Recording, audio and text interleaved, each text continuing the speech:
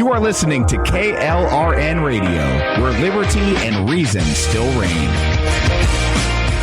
Hi, I'm Jay Farner, CEO of Quicken Loans, America's largest mortgage lender. Spring will be here soon, so if buying a new home is on your to-do list, right now is the time to call Quicken Loans. Learn about which mortgage options make sense for you and get a jump on your competition. With our exclusive Rate Shield approval, the low rate you lock today is protected for up to 90 days while you shop for your new home. With a Rate Shield approval, if rates go up, your low rate stays locked. But if rates go down, you get that new, even lower rate. Either way, you win. Talk to us today at 800-QUICKEN or go to rocketmortgage.com to take advantage. Here's another great reason to work with us. For a record 9 years in a row, J.D. Power has ranked Quicken Loans highest in the nation in customer satisfaction for primary mortgage origination. Again, to lock in today's low mortgage interest rate and get the security of our exclusive Rate Shield approval, call us today at 800-QUICKEN or go to rocketmortgage.com. For J.D. Power award information, visit jdpower.com. Rate Shield approval only valid on certain 30-year fixed-rate loans. Call for cost information and conditions. Equal housing lender. License in all 50 states. NMLS number 3030.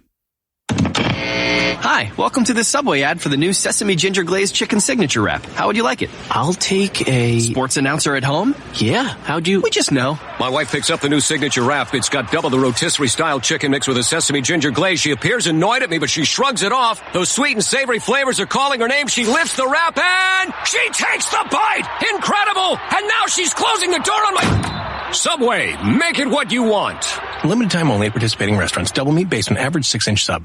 I'm little teapot, short and stout. Here is my handle and here is my spout. No, Dad, like this. When I get all steamed up, then I shout, tip me over and pour me out. This is WWE superstar Roman Reigns. It only takes a moment to make a moment. Take time to be a dad today. Visit fatherhood.gov, brought to you by the U.S. Department of Health and Human Services and the Ad Council.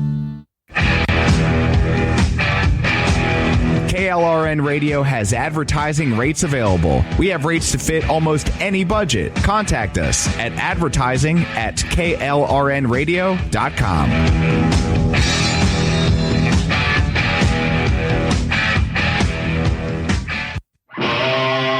Welcome to CIRCUMSPICE, the right side of Michigan.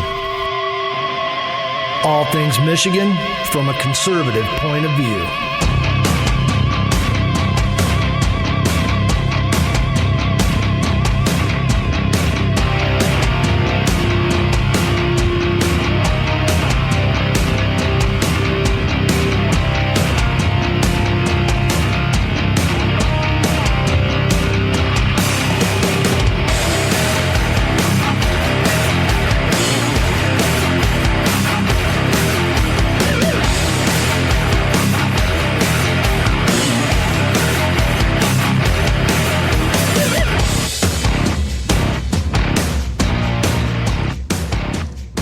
I get to headbanging in here in the studio, man. I almost forget to take the mute off my mic. I'm Alan Ray. It's CIRCUMSPICE, the right side of Michigan.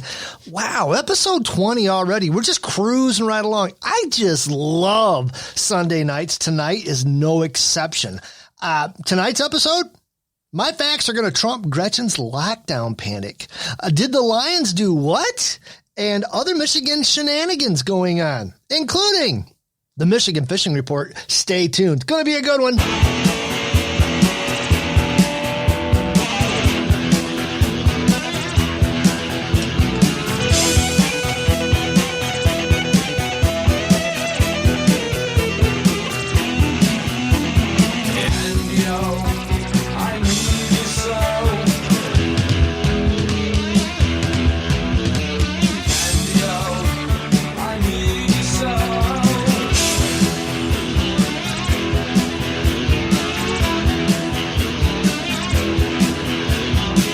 So I walked to the living room today, and my wife's got the Lions-Bears game on today. Of course, the Lions were just getting trounced at that time.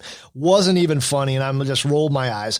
One thing I noticed, though, I can't deal with when they pan out. The stadium is completely empty, yet you're hearing crowd noise. That creeps me out. It's stupid. It's moronic. It just shows you, to me, it just tells me that the NFL has decided that without crowd noise, the way they have ruled the game of football to death has just made it boring. However, if you caught the last 2 minutes of the Lions game, you caught everything. They ended up winning 34-30 over the Chicago Bears, effectively knocking the Bears out of playoff contention, which is what the Lions have always done best this time of year. Anybody that thinks they're going to the playoffs go up against the Lions, and the Lions go, hey, guess what? We were just kidding for the entire season. We can play football, and they kill them. So Lions are 5-7, Bears are 5-7. That's about the best thing that's happened all week. Do we talk about Michigan State football? The good news is University of Michigan did not lose this week. The U of M did not lose. They didn't play, but they did not lose. That's the good part. However, Michigan State went up against Ohio State, and it went just about as well as you can imagine. Probably going to go about this way next week against U of M too. Michigan State went down in flames 52-12 against the Buckeyes. Wasn't even pretty. Wasn't even a contest. What can you say? I'm telling you. We don't sports very well in the state of Michigan. We hockey pretty good, but we don't do any of the other sports very well. It's kind of sad. I know they're making a big deal out of U of M's basketball team. Maybe it'll do good. I mean, they haven't lost yet. We'll see. We'll see.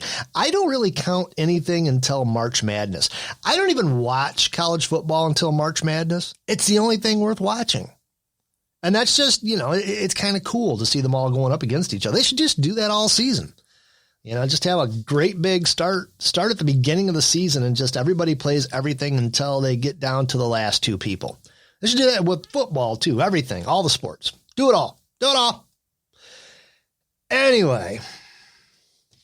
A lot of things happening this week. You scroll through the headlines, and this is what started me down this rabbit hole. Of course, News 9 and 10 out of Detroit. You look at their headlines, and it says, Michigan officials report 6,004 new COVID-19 cases and 193 deaths. Oh, my God. What in the wide, wide world of sports is going on here? Right? And okay. Looks pretty bad. Looks pretty ominous. So you start drilling down, and I've come to the conclusion that Gretch, our lovely Governor Gretchen Whitmer, doesn't want you to actually look at data. She doesn't want you to drill down any at all. It's out there. It's real accessible. In fact, it's super accessible. In fact, I implore you, I beg you, if you're from Michigan, go to michigan.gov/coronavirus and start scrolling through these statistics, this data. I'm going to give you some things, okay? Number one, they said 6,004 confirmed cases. Oh, no. 193 deaths. Oh, no. And then when you look at the site, there's a little asterisk beside the 193 deaths. 145 out of that 193 deaths were updated from a vital records review. In other words, they went back through all of the records and they said, well, you didn't catch some of these and we're going to bump that number up. So actually, there was only 48 deaths. Now, that's not good. That's not great. It's horrible. And my heart really does go out to these families. And there's no doubt that we are having a coronavirus spike. And I've told you this before. We've had a beautiful, warm, sunny summer to build up herd immunity. Instead, we stayed locked down in our houses. Guess what's still roaming around? COVID-19. When you come out of your houses, it's still there. Now it's cold and flu season. Now it's the season where everybody gets sick. Guess what's happening? It's going through the roof. Going through the roof. Now, let me take a quick break here and welcome everybody in chat. If you're listening to this live on KLRNRadio.net, America's podcast network, get in the chat room. KLRNradio.net/chat. Get in there, listen, chat, harass the host, do whatever you do. The Chat Lives Matter crew is going full force in there. We got Jeff, we got Orty, we got Ron, we got JC, we got GR, we got Rex. Just the whole crew. I think One Bit's even in there. Yeah. They're all in there, and get in there, listen, make comments, and I'll try to do two things at once. I'm not good at that. And the older I get, the worse at that I get. I'll try to keep one eye on the chat room and see if anything develops that I should know about. But anyways, and GR's right. So speak for yourself on the lockdown thing. I've been going to work and church the whole year. You know what? I have too, GR. What about that? Went to church today. Anyways. So I don't think she wants you, or the media wants you to actually go on this Michigan.gov coronavirus website and start drilling down. Because when you do, this is what happens. You start looking at things going, wait a minute. This isn't as scary as what they're reporting. And this is what I found out. Number one, they're counting darn near anything, and I keep hearing rumors of this. I'd like to get confirmation on it. I'd like doctors to start telling me this stuff. They're reporting darn near anything as COVID-19. If you go to the doctor and you have a strep throat, sinus infection, whatever, they pretty much just toss you as COVID-19. Boom, there you go. But that's beside the point. You look at the cases, okay, and if you listen to Stacey Lennox on KLRN Radio on the Daily Dose, you know there's a difference between positive tests and cases. Cases are actively sick people. Positive tests mean that you have either had the virus and your body fought it off, or you're getting the virus and you're not really, and the large percentage of these positive tests are basically people who have got light, medium, or no symptoms at all. And yes, they are spiking. Some of the reason they're spiking is because, well, it's becoming cold and flu season. We've been locked down. There's no herd immunity because, remember, we just started getting out a few weeks ago, and of course it went nuts because this is not the time of year to all of a sudden start doing that. But you also see that a major portion of this is because they have gone from testing about 1,000 people a day, 5,000 people a day back in March through May. They're testing 60 to 70,000 people a day now. Huge difference. But what you notice is when you dig in, and if you go to this virus site, go into the data, the cumulative trends and stuff like that. You go into the cumulative trends and you see the blue line. That's the confirmed cases. Big old spike going on right now. Huge, very bigly. And we're going to get Mexico to pay for it. No, just kidding. And it is. It's going nuts. The positive death. Because of everything we've locked down. Now it's cold and flu season. We don't have herd immunity. We've been caught with our pants down on this because it's been handled wrong since the initial spike is over. But you look at the death rate. The death rate is, and has always been fairly flat. It barely sees a bump. It barely sees a rise. You look at that red line at the bottom and the death rate is just flat. Okay, well, what's going on with that? So you start digging in a little bit deeper. You go to demographics. Now, demographics is where it gets really interesting, and demographics is where you can look at our lovely governor and tell her she's full of crap. First thing you see, and don't go by cases, go by deaths. A lot of people are going to get this virus. It's a virus. It's going around. It's running like wildfire. A lot of people are going to get it. Look at the deaths.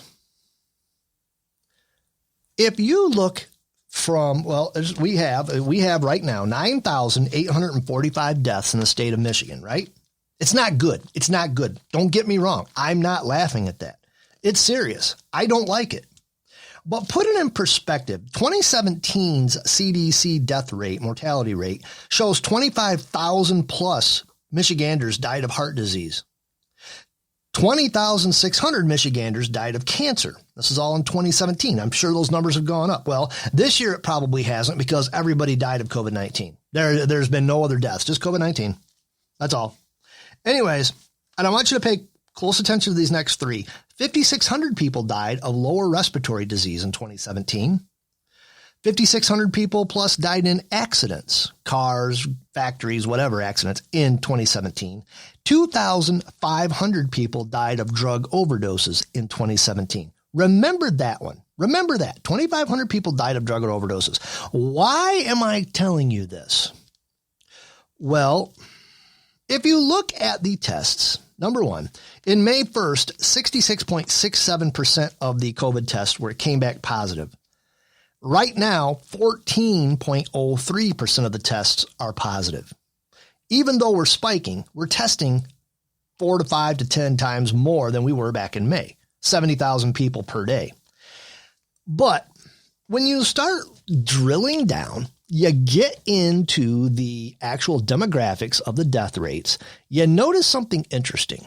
The first thing they have is deaths by age group. Now, what I want you to do is take everybody over 60 years old, from 60 all the way up to 104, whatever, to the oldest person in the state. Out of 9,845 deaths in the state of Michigan, 8,742 of those deaths are people 60 and over.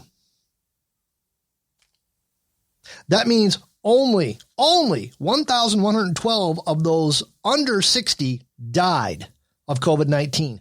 Barely an issue. 2,500 people died of drug overdoses. Are you going to tell me that those people were all 60 and over? No, they weren't. If you're under 60, COVID is not really something you should worry about unless you have a pre-existing condition. Now, just to even add it a little further, if you look at 70 and over, 7,129 people out of 9,854 died from COVID-19. The overwhelming number of deaths from COVID-19 in the state of Michigan were from people 70 and over. Under 70 years old, 2,725 people. That's what's left. Sound familiar? Because 2,500 people died of drug overdoses in 2017. That number is probably going to be closer to 3,000, 3,500 this year because everybody's locked down with psychological problems. What does this mean? If you are 70 and over, take every precaution you can. Stay inside. We should be, the rest of all of us, if you're 60 to 70, you should have the option. Do you want to stay home? Do you want to go on a furlough? Do you want to be unemployed until this blows over? That's fine. 70 and over, okay, maybe the state should say, okay, you people just lock yourselves in. We will take care of you. I would be glad for my tax dollars to go for people 70 and over to stay in their homes or at least, stay safe. We will feed you. We will make sure you're okay. We will do whatever we can for you. If you're under 70, get your butt back to work. Unless you have a pre-existing condition, unless you have something that, we know now after almost a year of this crap. Some people say we have been going on for a year now. We know who it kills and who it don't. If you've got one of the pre-existing conditions that this thing will go after, okay, stay locked in. That's fine. Everybody else needs to get back to work, get back to life. Why is our feckless, moronic governor trying to keep everybody squashed down, trying to keep everybody in a cage, praying for a vaccine that, quite honestly, I don't want to get this vaccine for the first 2-3 years. I want to see what it does to people. It's been rushed through, pushed through. I don't trust it. I just started taking flu shots 4 years ago, and that's only because I worked next to Petri dishes, basically. The first 2 weeks I was at the new job that I had 4 years ago, I got deathly sick. Thank God it was on a weekend. I didn't have to miss any time. But they tell you, you better get the flu shot because those things outside your office door, boy, they have every disease known to man, and we know that. But that's not even true anymore because they sanitize the public transportation now. Probably the cleanest thing in that whole campus that I work. So if you're under 70 years old, the odds of you dying from COVID-19 are about the same as the odds of you dying from a drug overdose. You have twice the odds of dying in an accident. Why are we locking down the whole state? I want somebody to ask our stupid governor that question. But let's go a step further. Now, we have heard that COVID-19 is an African-American problem. And I asked myself, where do they get this? Where do they get this? Okay. Well, what they do is they can't really call it that unless they mess around with the numbers and start doing death per million. If you look at the deaths per million, okay, yeah, it is a black problem because there's 1,853 deaths per million. Out of whites, it's 755 per million. If you look at the hard numbers, just like you do the poverty rates, it tells a different story. And just like poverty rates, okay, let me tell you what I'm talking about. If you know what I'm talking about, this is from a CDC website. This is from Michigan's or United States website. In the United States of America, there are 7 million plus black people living in poverty. That's not good. It's unacceptable. In a country as wealthy as the United States of America, it's unacceptable. And they try to make it sound like it's a racial problem.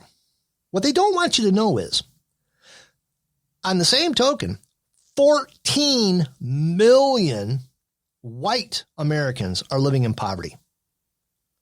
None of it, the 7 million blacks and the 14 million whites is acceptable. However, it exists. And it's not changing a whole lot. And they don't want to advertise the hard numbers because it sounds less racist when you advertise the whole numbers. And it's just like COVID-19. When you actually look at the hard, cold numbers, over twice as many white people die from COVID-19 as black people. Only 2,784 African Americans, blacks, whatever you want to call them, have died from COVID-19. 6,063 white people have died from it. And it's funny because when you go on the site, they put the white people all the way down at the bottom and you actually have to scroll down one or you just don't get that statistic at all. And it just like pops out. And you look at that and go, now, wait a minute. I was told this is a racial problem. Only if you do it per million people, just like with the poverty. So what am I saying? And like I said, I've almost gone through a half hour of trying to explain this. The governor is full of crap, like usual. And you knew that already. But you need to be informed. Don't take my word for it. Go on michigan.gov/coronavirus. If you don't live in Michigan, if you're hearing this from what other country, whatever state you are in, go on your own state's website, look at your own statistics, do your own homework. The headlines want you to believe we're all going to die.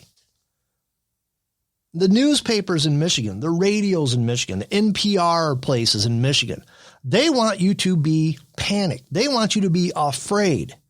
The truth of the matter, the cold, hard, statistical truth is if you're under 60 and you get COVID-19, the odds are way, way in your favor that you're just going to get better and go on with life.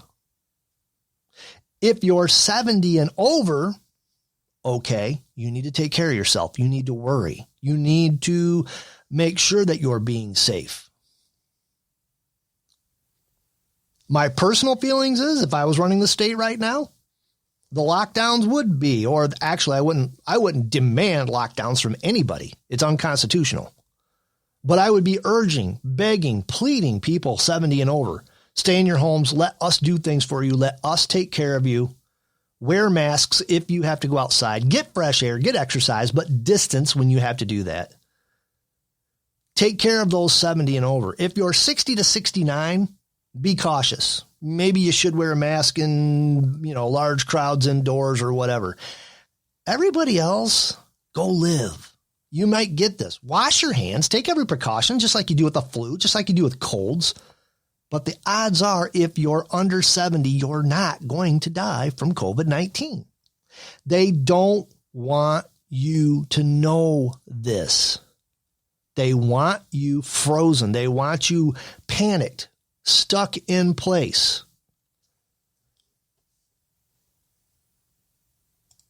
That's what's going on in the state of Michigan with COVID-19 right now. And this feckless moron we have in Lansing is talking about possibly shutting everything down for Christmas. Washington Examiner, is kind of tee-hee-hee. Whitmer's coy on whether she'll extend the pause after next week. They came out and said Governor Gretch Whitmer on Thursday addressed an interim report on the Michigan COVID-19 task force on racial disparities. See, they're making it about race. It's not. But would not provide a direct answer to the question of whether she would extend the 3-week pause on economic activity in the state. More than 2 weeks after imposing a second lockdown of Michigan's indoor dining facilities, theaters, and bowling alleys, the Michigan Department of Health and Human Services imposed pause is due to expire next week.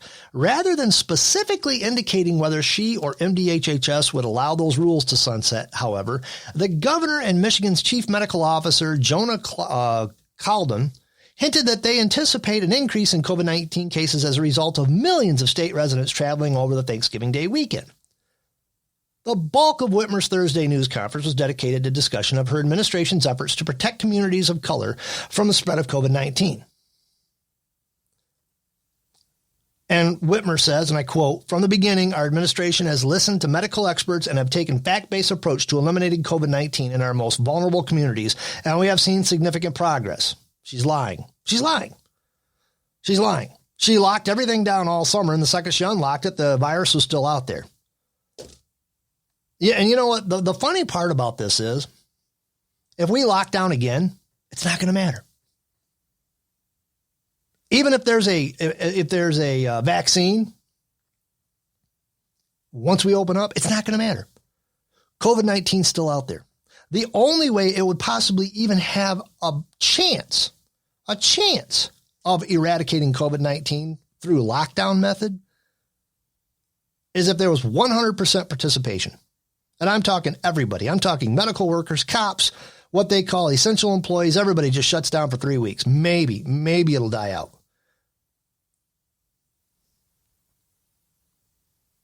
It's ridiculous. It's stupid. And they're not reporting other health references either. They're not reporting what's going on with drug overdoses. They're not reporting with what's going on with alcoholism, domestic violence, psychological problems, depression, bipolar disorder. Stuff like that is going off the charts. And I'm sorry, but this feckless governor, Governor Whitmer, is responsible for everybody who is suffering because of these lockdowns. All summer long, she decided to be the queen and take a unilateral approach to destroying this entire economy, sending people off the charts. There's people out there right now, they have no idea what they're going to do to get by. And what's she going, we're going to ask the federal government for billions of dollars to bail everybody out. Well, what if the federal government don't want to do that? Gretch? If I was the federal government, I'd tell her to get stuffed. You caused this. Go do it yourself. Oh, you're going to have a bad economy? Well, maybe you shouldn't have done what you did. Maybe you should resign. And yes, she, like I've told you, is trying to make it that this is a minority problem. This is a black problem. I'm not going to lie to you. The worst part of this COVID-19 went through Wayne, Macomb, and Oakland counties where the black population is huge.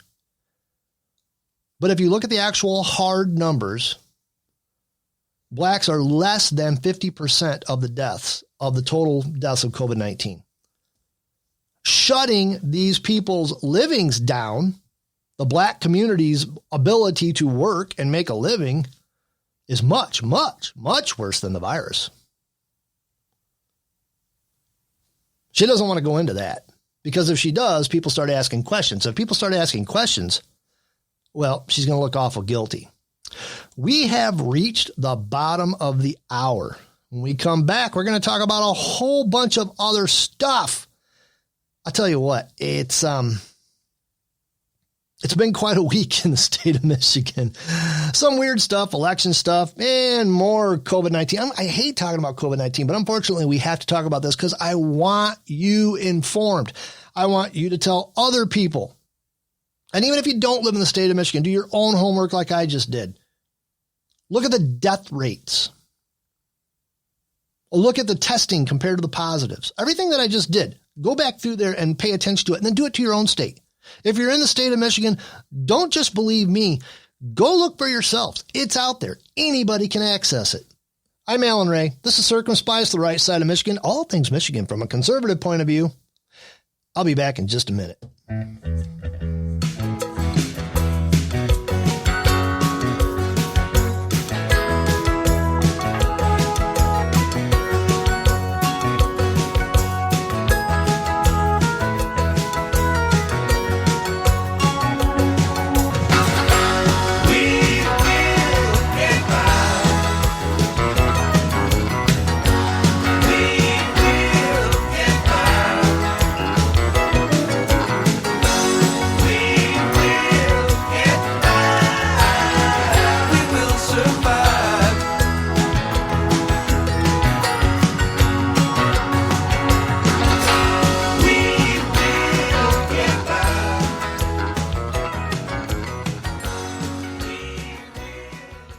My son was in the Army back during Desert Storm, but even then he wanted an MBA. He looked at a dozen schools, but only one offered the online education and flexibility he needed while he was in a tent in Iraq. Grantham University. Turns out that Grantham's been delivering affordable, relevant college and advanced degrees for over 65 years. Heck, if they can deliver a quality education to a soldier in a tent overseas, think about the flexibility Grantham can offer you so you can earn your degree too. It doesn't matter how complicated or full your life is. If getting a degree is on your bucket list, you'll want to do what my son did. You'll want to call Grantham. Find out how easy it is to get started on your education so you can check that college degree off your bucket list. Call Grantham right now. 800-910-1370. That's 800-910-1370.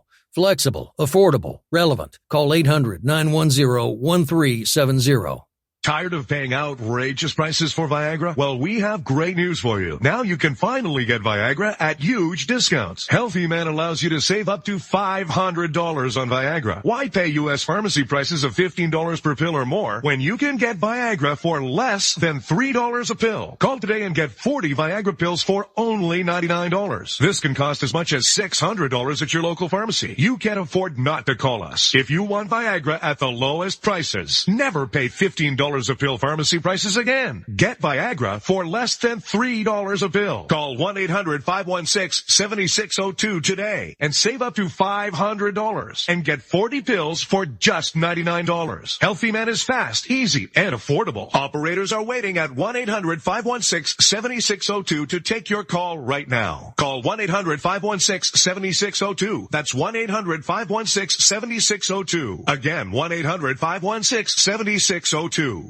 Attention business owners and independent contractors. This is a money-saving message from Tax Mediation Services. If your business owes $20,000 or more in taxes, we can help you today, right now. Listen, dealing with the IRS is no picnic. It's an intimidating and extremely stressful process, and you don't want to go it alone. Our attorneys know every law, every tax break, and every possible opportunity to help you resolve and reduce your tax debt. And if you owe more than $20,000, you may be at the top of their hit list. So don't take your tax debt lightly, because it will not go away on its own. The IRS can seize your bank accounts, your home, and even shut down your business. Call our tax experts today at 1-800-783-0810 and let us deal with the IRS while you focus on your business. That's 1-800-783-0810. Again, that's 800-783-0810.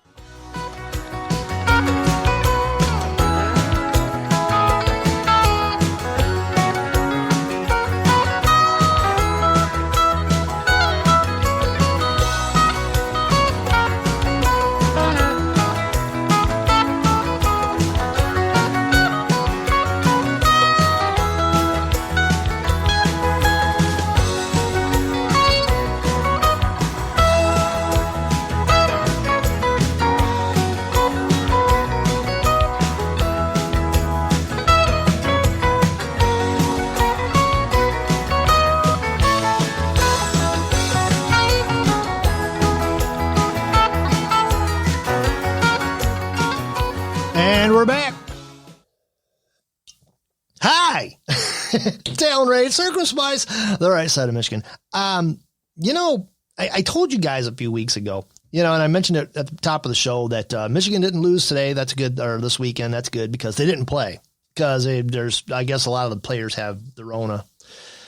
But anyways, I told you last week and the week before that there's some grumbling. There's some grumbling by the Good Old Boys Club in Ann Arbor. And now it's starting to catch hold that Jim Harbaugh may be looking for a different job back in the NFL. We wish you all the best, Jim. Don't let the door hit you where the good Lord split you. Now let's get somebody in there that's more like Bo Schembechler. Can we please? All right. Couple more things on the Rona and then we're going to move along. In Petoskey. And who is this according to? This is a little article. Like I said, I keep coming across these little articles, and it just piques my interest. The Petoskey superintendent, there we go. That's it. It's a news review. Petoskey school superintendent asks Whitmer to allow safe reopening of high schools. Now, if you don't know, everything from middle school on down is open. Because as we know that, the youngsters in this state, they just don't get coronavirus. And when they do, they get over it because they're like little petri dish disease ridden things. Anyways, my kids were, oh my gosh, I have never caught some of the strangest disease come home with your kids from daycare and school. And they might get the sniffles and you die. You're on the couch going, oh my gosh, I've got Ebola. Anyways, I just told you all the statistics, and if you're under 30, coronavirus deaths are almost non-existent. Now, because we know that, and because people more and more are saying, hey, there's a problem with all these shutdowns, the media will rush out as quick as they can. And I noticed when they first started coming out and saying, hey, if you're under 60, the death rate from COVID-19 is really, really low, almost zero. And if you're under 30, it's practically non-existent. The media immediately ran out and they just searched and searched and searched and searched, trying to find little kids who have died from coronavirus, trying to find teenagers. I even saw one a couple of weeks ago. Oh, this healthy, strapping gym rat guy with big muscles and everything died of COVID-19. Yeah, but they're the exception. They're not there. They try to make that seem like that's the norm. That's how it's working, but it's not. These are the rare exceptions. They're not the normal. In fact, when they first came out in the state of Michigan and said, oh, this little child died of COVID-19, so we have to lock away all the little children, the parents went nuts. They said, no, he didn't. He had COVID-19 in his body. He died of the 37 other problems he had from birth. And they threatened to sue a bunch of newspapers and stuff, so they pulled the article. That's how bad it's getting. Anyways, the Petoskey school superintendent is asking Whitmer to allow safe reopening of their high schools because they know that even if teenagers get it, they're just going to get sick and go back to school. And this guy Parker, where is he? Chris Parker. He's a Petoskey school superintendent. He's quoted as saying, it's not all gone and we still have to remain vigilant, but we have had 0 cases of transmissions within our school. We have mandated masks from the beginning in stages 4 and 5 and have tremendous support from our community and great buy-in from our students. We are in frequent communication with the medical director of the health department of Northwestern Michigan and have stayed in touch with our local infectious disease specialist as well. Petoskey and the districts that surround us are taking this seriously. They have almost no transmission. But Gretch wants them shut down. And guess what? Even if they did have transmission, the kids will get sick and get over it and go back to school. Yeah, maybe you will have to shut it down for a week like you do if there's a mumps or measles outbreak or something stupid because people, come to school sick. But the end result of all of this, and now people are starting to catch on. I've been saying this from day one. And the theory is actually starting to take hold. And I happen to notice a town hall article from Leah Berkowkis that kind of backs what I've been saying. It says Victor Davis Hanson predicts massive civil disobedience if more lockdowns are imposed. And of course, they have the slimy or dumber Hillary's picture right on the front page of it, Gretchen Whitmer. It says Victor Davis Hanson, senior fellow advisor at Hoover Institution, it's a think tank, discussed the latest surge in Wuhan coronavirus cases in the United States on Fox News' Tucker Carlson tonight, and said one major takeaway is that the state authorities have no good answer for the public. Out of need to do something, they are resorting to lockdowns, noting that European nations are taking the same route. In reality, they are not presenting a cost-benefit analysis to citizens that would take an honest look at the death rate and the problems that would arise from more lockdowns, such as substance abuse, domestic abuse, pauses in education, which, as we now know, are going to cause the kids coming up through the school system years of missed wealth and missed health procedures.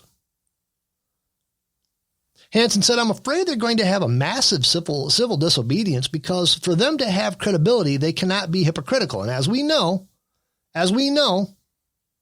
Nancy Pelosi, the Speaker of the House, Governor Gavin Newsom of California, Governor Gretch Whitmer, all of these people have violated their own edicts, their own queenly, tyrannical, you shall not go out of your house. You shall not go into a place.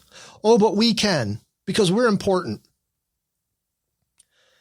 He goes on to say they go to hairdressers. They put their kids in private school. They go to restaurants. So they're asking the public to obey edicts that they don't feel apply to themselves. And when you apply that to protests all summer, we saw people out in the streets, no social distancing, no masks, no cleanser, spraying and screaming. And we even had health professionals who signed a letter who said it was more deleterious to the health of certain groups not to protest than to risk, or to go out and protest than to risk the virus, Hansen says.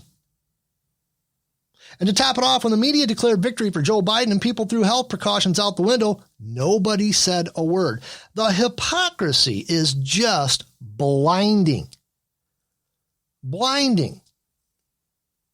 When you sanctimoniously put out a video saying, I want you people to all stay home, locked up in your houses. Oh, and by the way, I'm in Cabo San Lucas partying on a beach with all my homies. Suckers! What do you think's going to happen after a while? What do you think the reaction to that is? If you're in the state of Michigan and you're shinier, slimier, dumber Hillary Clinton that runs the state, says you have to stay locked down. Oh, by the way, I'm going to my vacation house up north.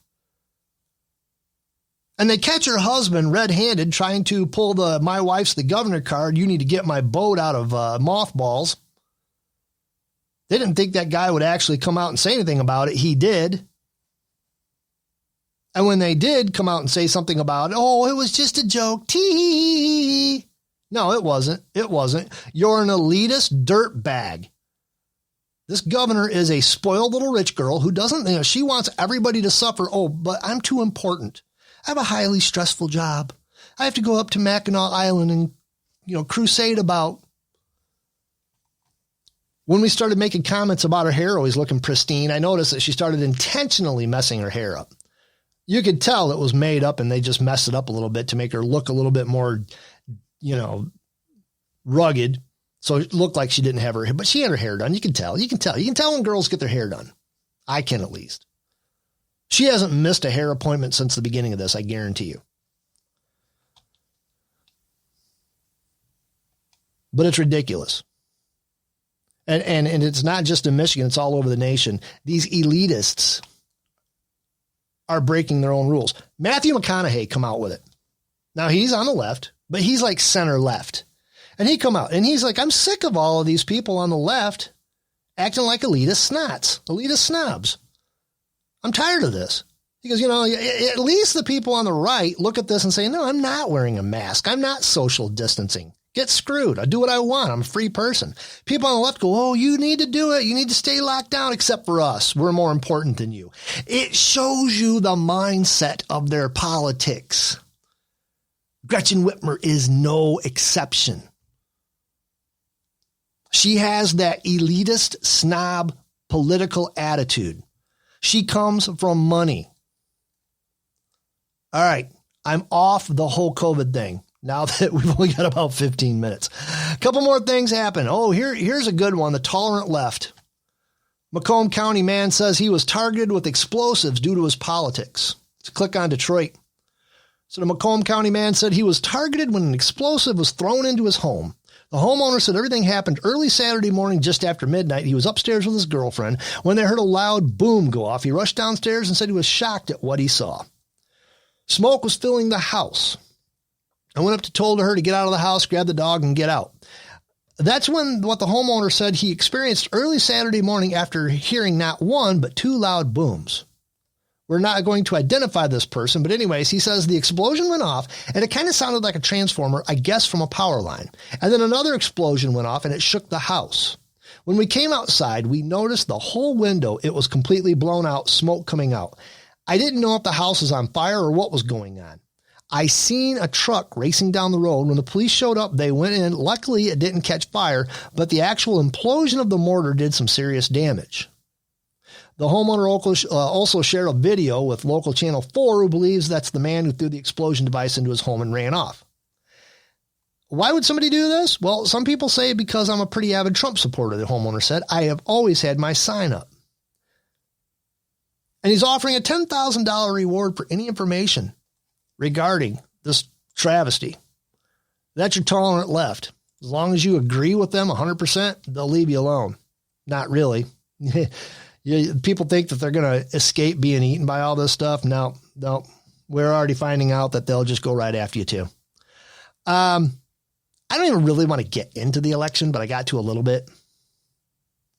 It's kind of odd, and this is from Big League Politics, that the Michigan Secretary of State ordered the deletion of crucial election records to halt the investigation into what's going on in Wayne County, Macomb County, and those places. Now, if you go to Antrim County's election equipment, a judge ordered forensic exam of the Antrim County's election equipment. Not because of Donald Trump, but because there was a marijuana ordinance and it tied 262 to 262, which meant, that the ordinance lost, but they wanted a recount. And when they recounted, apparently the proposal won by one vote. So they want a forensic investigation on that. They don't really care about, whether there was some shenanigans going on in other places. It figures. So last week, the Monroe County storage facility, basically what it was is Toledo Beach in Monroe County, caught on fire, big fire. My wife called and asked if I could see it from the house. I couldn't because the wind was blowing straight north, which means it was probably blowing it up river or up the lake. But this kind of makes me sad. According to Detroit News, the cause of the fire that destroyed a marina building with hundreds of boats might never be known because of the extensive damage. The building's roof and sides collapsed Friday at Toledo Beach Marina in Monroe County in southeastern Michigan. An estimated 200 boats were stored inside near Lake Erie. Now, if you remember, up towards the beginning when I started doing this show, I had a gig with my old rock band at that very marina. The building they're talking about was just down from the open bar where we played. Kind of makes me sad. My hearts go out to these people. Beautiful, beautiful area right on Lake Erie. They couldn't get to it on time. Things had to be torn apart even to get to the fire. And they probably are not going to know whatever even caused that fire. Kind of sad. Like I said, that's a beautiful, beautiful area. One more thing before we get into the most important part of the show. And this is kind of funny. Up in Roscommon County, up by Gladwin, where a lot of my family lives. There was a call about a vehicle dragging a gas pump hose down US 127 near Houghton Lake. And state police responded about 10:20 p.m. Friday, December 4th, to US 127 near Emery Road, just south of Houghton Lake in Roscommon County, on a report of a vehicle dragging a pump handle and hose down the highway. Troopers made a traffic stop and soon discovered meth on both the driver and inside the vehicle. A passenger was also in possession of meth. Upon making the stop, police asked the driver, 42-year-old Gladwin man, if he forgot anything at the gas station. The driver told the police he didn't believe so. Troopers gave the driver a sobriety test and found that, and placed him under arrest. They found meth in his system. They found meth in his vehicle. And they basically went back to the people's houses and discovered that they had been making meth. So a lot of that's been taken off the street. Yeah. And really, honestly, you don't have to be whacked out on meth to do something like, I don't know, drive off with the gas pump and hose hanging off your car. Trust me, I've seen it happen just where I work, and these people are supposedly completely sober and of higher education. It's called absent-mindedness. All right, man, we've already reached 10 minutes till. Do you know what that means? The best part of the show. What is it? Bet you're going fishing all of the time. Baby, going fishing too. Bet your life, your sweet wife gonna catch more fish than you. It's the Michigan Fishing Report. Many fish bites if you got good bait. Oh, here's a little tip that I'ma like to relate. What is it? With my pole mama and my line, I'm a-going fishing. Yes, I'm going fishing, and the baby going fishing too. That's right, GR. How about that fishing report, eh?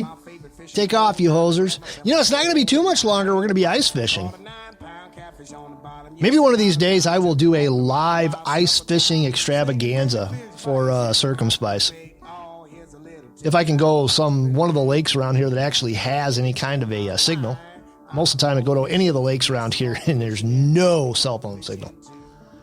Anyway, southeastern lower peninsula, Lake St. Clair. A few limit catches on walleye were taken in the Delphine Channel when trolling flicker minnows or rapalas. Fish were also caught between St. Clair shores and Grosse Pointe when trolling body baits. Saginaw Bay walleye were being caught. Decent number of keeper-sized perch have also been caught. Fishing activity has been slow on Collin River. Saginaw River anglers are starting to get small walleye along with few keepers. Bad River was producing a decent amount of crappie. Now we're getting all into the inland stuff now. Southwest lower peninsula, St. Joseph River. Those fishing near the Berrien Springs Dam continue to catch the occasional steelhead. Fish movement through the latter slowed with colder temperatures this week. And yes, it got colder. Water levels continue to be very low and clear, which is bad. Grand Haven, wind weather allows both pier and shore anglers are catching steelhead on spawn. The whitefish action is slowed in the channel with only a few taken by those jigging small spoons that glow. I have fished there myself. Grand River near Grand Rapids continues to see a light number of steelhead moving into the area. Shore anglers are using spawn up near the dam. Walleye anglers are fishing off the wall. Muskegon, pier anglers are catching steelhead on spawn. Whitefish action is slowing down in the channel, with only a few getting caught on small jigging spoons. Muskegon Lake, perch are being caught, and some walleye were taken in the channel. Muskegon River, water levels have dropped, and those targeting steelhead are taking a fair number of fish below Croton Dam. White Lake, few walleye were caught, and White River, anglers have caught steelhead, and what else we got? Northeast Lower Peninsula, Thunder Bay River. The whitefish run is pretty much done for the season. Fletcher's Pond had a decent catch of northern pike.